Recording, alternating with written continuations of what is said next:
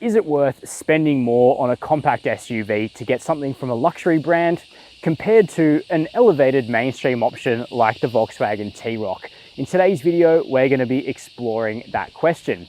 On a basic level, it's pretty simple. The Volkswagen T-Roc gives you more power, all-wheel drive, and a longer spec list for less money than a base model Audi Q2. But the comparison isn't that simple. There are things that the Audi does better than the Volkswagen and vice versa. So, is it worth spending a few $1,000s more on a less powerful Q2, or should you go for the beefed up Volkswagen? Let's find out. Before we get started, hit subscribe below. Chasing cars, honest reviews of your next car. Brought to you by Budget Direct. When it comes to pricing, it's obvious to say that the Audi Q2 is the more expensive vehicle of the pair, particularly because our test car is pretty much a fully optioned vehicle, taking it out to just under $66,000 drive away here in New South Wales. But the good news is you actually don't need all of the extra fruit that's been added onto this quite pretty Navara blue Q2. You can actually get out the door of an Audi dealership before any incentives for under $61,000 drive away for a Q2 35 TFSI that I think is pretty well specified. Purchase price is of course an important factor, and the Volkswagen T-Roc on test here is higher specification yet cheaper than the Q2 35 TFSI. This T-Roc 140 TSI R-Line starts life at about 48 grand before on-road costs. Our test car is just over $56,000 drive away here in New South Wales. It isn't fully featured though. In particular, it's missing the black styling package, which many people will want to consider. Either way, in this test, it's about $9,000 less than the Audi, or about $4,000 less than a Q2 specified as I would have it. So initially, the advantage is to the Volkswagen. This is a really interesting comparison test for me to be doing because in many ways, these cars are evenly matched. In some areas, the T-Roc is better. In some areas, the Q2 feels more luxurious, and I want to get into all of that. And we're starting in the interior of the Volkswagen T-Roc. The T-Roc comes in 4 varieties, from a new base model called the City Life, through to the Style, the R-Line on test, and the T-Roc R. Now for this car's $47,990 plus on-roads price, it's actually a very nice place to sit. It starts well because we're sitting on Nappa leather, even though it has this slightly naff carbon effect on the bolsters. The seats feel expensive and they're very comfortable, certainly the most comfortable seats on this test. The driver even gets 12-way electric adjustment with memory, and the front seats are heated. The passenger seat gets lumbar adjustment. Oddly, the only Audi Q2 that gets lumbar of any sort for anyone in the car is the SQ2, which is just wild. So if you're into good seats, the Volkswagen may have already clinched this test. As for the rest of the interior, in classic Volkswagen style, it is well made, presentable, ergonomic, but ultimately a little bit workmanlike. Now the plastics of the T-Roc when this car came out were pretty bad. This car got a midlife upgrade which gave it this sort of faux stitch leather dashboard that has improved things, but many of the surfaces, including the door tops, still feel pretty agricultural, and at 50 grand or more on road as this car is, not sure I want all of that to be scratchy, but if that's not the kind of thing you care about, then let's move right along. The infotainment, likewise, is good, but not great. We've got an 8-inch screen here in the center. The resolution is a little bit fuzzy, just a touch, but you get shortcut buttons around the screen and wireless Apple CarPlay and wireless Android Auto, which is absolutely great. In front of us, we've got a 10-inch digital instrument cluster, relatively customizable, though not as sophisticated as the one in the Audi or as big. However, the standard stereo in the T-Roc is better than the standard stereo in the Audi. That said, you can only upgrade the stereo in the Volkswagen to the premium Beats unit if you go for the black styling package outside. That's weird. They shouldn't have been bundled together. Same thing with the adaptive dampers, which improve the T-Roc's ride even further. To get adaptive dampers, you're going to get the black styling package. I think they should be broken up into a more appropriate sort of arrangement for this car. In terms of the climate, you've got touch sliders down here. They work well enough, and at least they're not buried in the touchscreen, which is good. And ergonomics are decent, if not outstanding. We've got an armrest here, which is adjustable both lengthwise and heightwise, like that. Decent sized cup holders, wireless charging here, and big door bins, though they aren't lined in this car. There are some options on this vehicle though. We've got the paint outside, the electric tailgate, and also this panoramic sunroof, which is certainly a nice to have.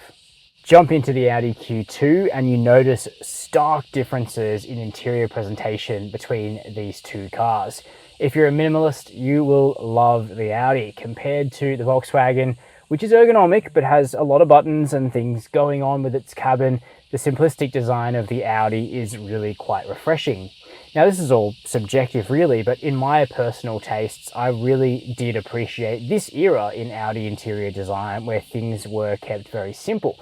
The brand itself has now actually moved away from this interior concept, and the Q2 and the TT are, I think, the only cars left on sale that still have Audi's previous gen interior. But a good rule in life is what's newer is not always better. And when it's come to Audi interior build quality, some people would say that some of the newer products have taken a step back. Here in the Q2, we still have that classic bank vault-like nature, which people have loved about Audis for the last couple of decades. It starts with this dash pad, which is made of higher quality grained plastic than what we see in the Volkswagen. And even though lower down it is hard plastic, the textures are elevated compared to where they are in the T-Roc. Likewise, the door tops are covered in a fairly hardy but still slightly yielding plastic, and the leathers all feel a little bit higher grade, apart from on the seats, where the Q2 has a lower end grained leather than the Napa leather in the Volkswagen. That said, here in the Q2, the leather is pulled really tight over the seat frame, and there's not sort of a sagging effect that we see a bit of in the back of the Volkswagen. Speaking of the seats though, they are ultimately inferior to the ones in cousin T-Roc. They are manually adjustable in all Q2s, even the top of the range SQ2, and there's no lumbar adjustment until you get to the SQ2. Likewise, the heated seats, which are standard in the VW, are optional here in the Q2, although they're a relatively reasonable standalone option, as is the panoramic sunroof. One little detail I like about the sunroof in the Audi is you can actually open the glass roof independently of the sunshade, and I found this is a really good way to have your sunroof open here in Australia.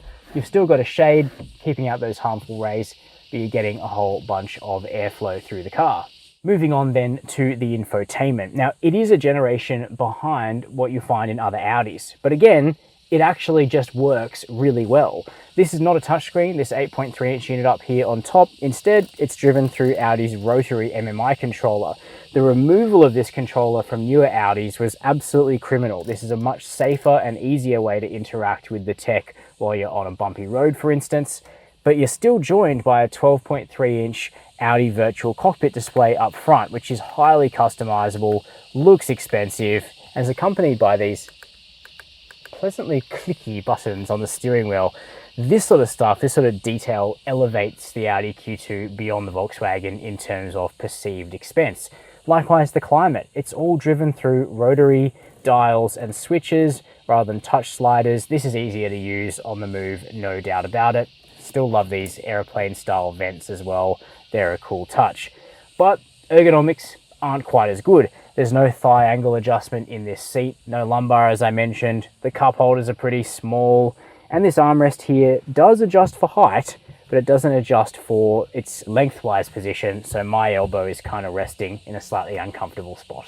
Volkswagen often says the T-Roc is its new Golf, and in many ways that rings true, including here in the back seat, where the room on offer is acceptable for a family of 4, and in Europe, the T-Roc would be thought of as a family car.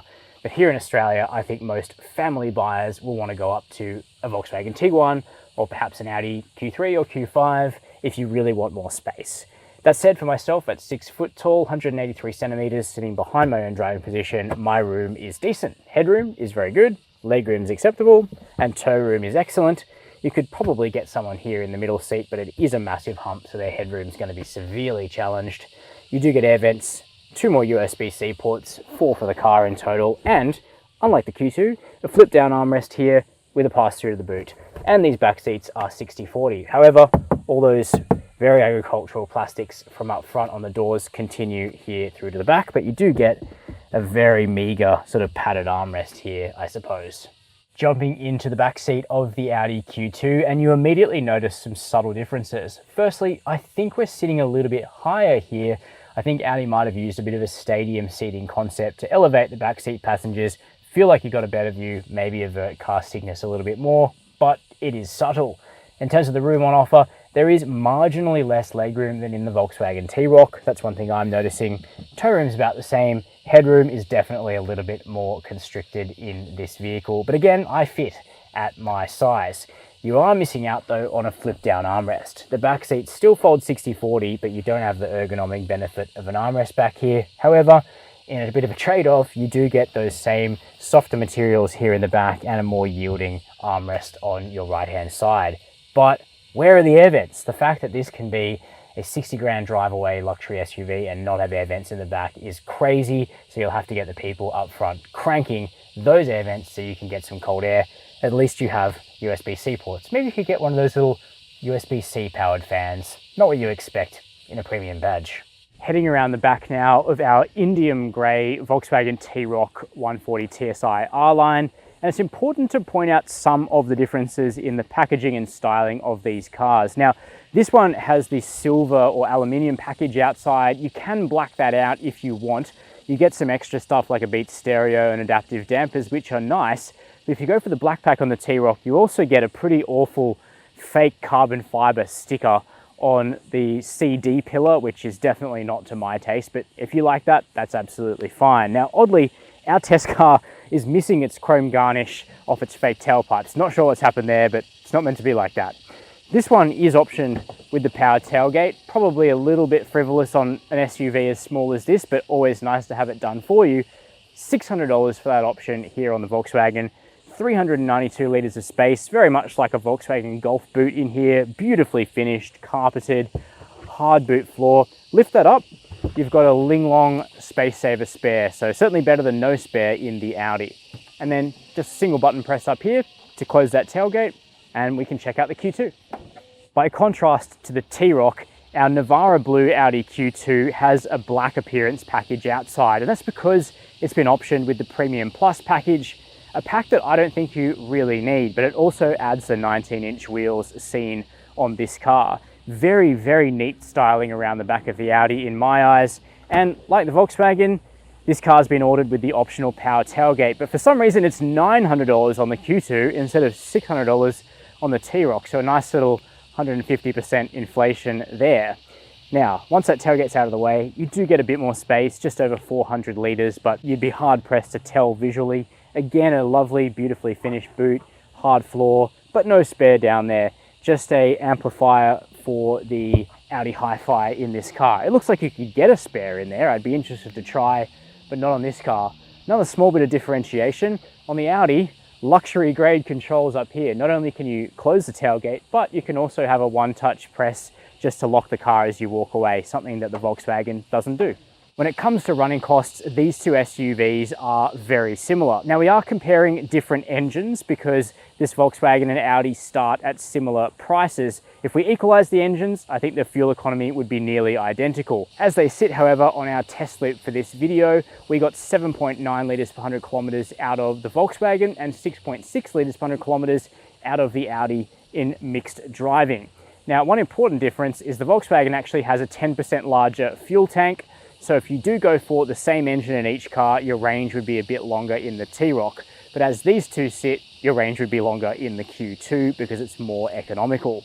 Both of them share a 5-year unlimited kilometre warranty, and both of them can be purchased with discount upfront service packs, which include maintenance for the first 5 years and 75,000 Ks. Servicing the Audi for 5 years costs $2,800. For the Volkswagen, it's $3,400 for 5 years of servicing. So what is the Volkswagen T-Roc like to drive in this comparison against the Audi Q2?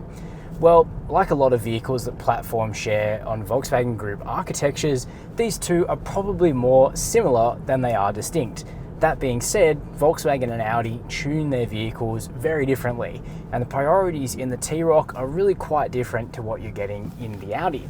I think the Audi is really tuned to feel quite sporty, quite firm. It's not trying to be too much of a luxury car. It's premium, but with a hard edge. Whereas I think the T-Roc is all about everyday comfort and practicality. Now, this vehicle still has really excellent handling, as we discovered on our recent small SUV mega test. It can execute emergency lane change maneuvers among the absolute best in this segment. But the ride quality is noticeably softer than that of the Audi Q2. So if you prefer that, automatically the T-Roc might be ahead in the running. Now, as I explained at the start of this video, the whole proposition here is that you can get a more powerful Volkswagen T-Roc and one with more features standard than you get in the Audi Q2. And so under the bonnet here, we upgrade to a 2-litre turbocharged petrol 4-cylinder engine rather than the 1.5 in the Audi. Power and torque are up. 140 kilowatts of power here and 320 newton meters of torque are decent slabs above and beyond what you get in the Q2, and that's reflected in the performance results. This T-Roc R-Line is a whole 2 seconds quicker from 0 to 100 than the Audi. And if you do a lot of country road driving, if you like to quickly merge onto the highway or overtake big trucks, that sort of thing, the T-Roc is going to be much quicker and also safer for those sorts of maneuvers. When it comes to the braking though, the T-Roc R-Line wasn't quite as sharp as the Q2. They appear to have similarly sized brakes, but the Audi does weigh quite a bit less, so that might explain one of the reasons for that finding. But as a car to drive around every day, the T-Roc definitely feels a little more mainstream. Refinement levels are similar, but it's softer, it's plusher, it's a little bit more no-nonsense than the Audi, which feels quite prim, quite proper, even quite fancy at times, especially with the way that that cabin is so minimalist and beautifully laid out. The Volkswagen is, I probably wouldn't say more mumsy, but it is definitely more of a regular car. And for most buyers, that's going to be absolutely fine. It is more practical, it is better equipped, and the ride is ultimately more to my tastes, even if I think the Q2 has actually nailed that brief of feeling a little bit special a little bit more of the time. Now, as standard, the T-Roc R-Line comes as you see it here, 18-inch wheels and passive suspension. You can get adaptive dampers on the T-Roc, which do make it ride really well indeed, but oddly you have to step up to 19-inch wheels and a black pack in order to unlock that feature. So I wish you could just strip that out and maybe get adaptive dampers on the 18-inch wheels for the ultimate in ride quality, but you can't do that, and that's just what you're gonna have to live with. The steering is probably a little bit better in terms of feel and feedback in the Volkswagen than it is in the Audi, but there's a much of a muchness. In fact, this is one of the areas where you can really sense the difference in tuning between the two cars, because the steering rack, even though the hardware is probably quite similar, the feeling through the wheel, the weighting, the software that's been dialed into it is really quite different. Both of these cars have progressive steering racks, which mean the more you turn the wheel, the tighter the turn gets proportionally, and that works really well to make these cars feel very, very drivable and agile around town, especially at low speeds. But both of them are also quite rewarding on a country road. However, as a country car, if you're going to be doing regional road trips, the T-Roc is the one to go for. That extra power is nice. The slightly smaller wheels are also a plus because you've got a bit more sidewall, a little bit less chance of getting a puncture, and the ride quality is just that much better as well for really pockmarked B roads. The safety is also a bit of a notch above in the T-Roc because we've got features like Volkswagen's Travel Assist, which is a much more sophisticated version of adaptive cruise control than you get in the Audi. It's more accurate, and it's also going to really hold you in the center of the lane on the highway if that's what you want, whereas the lane keeping in the Q2 is much more rudimentary, sort of more of keeping you from bouncing off the lines kind of version of that system. Either way though, these cars are ultimately similar. A test drive is going to show you which one you personally prefer from a driving perspective. So what is the little Audi Q2 like to drive? Well, it's just about as good to drive as I remember, if not a little bit better. When I drove the facelifted Q2 on launch a couple of years ago, I did criticize the ride quality quite harshly, and I can kind of see what I was thinking back then when I did that. But as is so often the case, on car launches, you really do see the vehicle on just one bit of road. Whereas when you can road test over a week, which is what we do back at the Chasing Cars office, you really do get to see the vehicle in all environments. And here, nipping around Sydney in this agile, premium little runabout, I can kind of see where Audi was going. Now, as a motoring journalist, I would almost always look at a big set of alloy wheels on a little car like this and say the Audi Q2 doesn't need 19-inch wheels, and I really don't believe that it does. But one thing that big wheels and grippy tires give to the Q2 is just a massive amount of traction when you're running around town, and you can drive this car pretty hard. It's not that powerful, but it's fun to drive a little bit assertively, really relying on the excellent front end grip and just how tractable this 1.5 litre turbocharged petrol 4-cylinder engine is. Now, it only makes 110 kilowatts of power and 250 newton meters of torque, and straight line pace isn't its strong suit. Our 0 to 100 test at our test track netted us, I think it was about a 9.3 second result. I'll put that on screen here. Now, that's nothing to write home about, even if the 100 to 0 kilometer per hour braking on the Q2 was actually very strong and better than the Volkswagens. But the straight line 0 to 100 speed is to ignore the fact that once you do have a bit of pace on the boil, the Q2 is, again, agile, quick, nippy, and really quite fun to drive. The 7-speed dry dual clutch automatic is a snappy shifter. It doesn't loll around too much, although we do know the wet clutch versions are a bit more reliable, and you get a wet clutch in the T-Roc. Now, back to that ride quality though, you do notice it's pretty firm, it's pretty stiff, but it's not uncomfortable or crashy. You really have to go looking for a deep pothole to upset the body of the Q2. Most of the time it feels very poised, it feels very taut, and it's just a rewarding little SUV to drive, which frankly most small SUVs are not. I do think it's noticeably more fun in terms of its ride handling balance than the T-Roc. However, it definitely isn't as quick performance-wise, nor is it as modern in terms of the available features across the board on this vehicle. Now, speaking of safety, we do have a lane keeping assistant. We've got a city speed AEB, which is a bit of a blast from the past, and a reversing camera on this car, plus things like adaptive cruise control and blind spot monitoring. So it's certainly not skimping on safety features, though when it comes to Volkswagen Group tech, it is a generation, maybe even a generation and a half behind at this point. There is, of course, the question on whether it's worthwhile to spend a bit more on a Q2. Frankly, I don't think so. The SQ2 is actually a really cool little car, but that is genuinely hard in terms of its ride quality. Probably better to go for something like a Golf R if you can stretch to it, if you're looking in that sort of territory. The mid-spec Q2, the one with all-wheel drive and the same powertrain as the T-Roc, really does start to get expensive, so I'd park my money on as low-end a Q2 as I could manage. You get to enjoy that premium feeling without it breaking the bank. So that brings us to the need for a verdict. It's clear to me that one of these two cars feels more special than the other, and perhaps it's an anticlimax to say that it is the Audi Q2. It's a bit of an old-fashioned product from Audi. It's dated in terms of things like its cabin tech, but its quality remains sky high. There's a richness to the Q2 experience that's missing from some newer Audi product, but it's also ultimately missing from the T-Roc.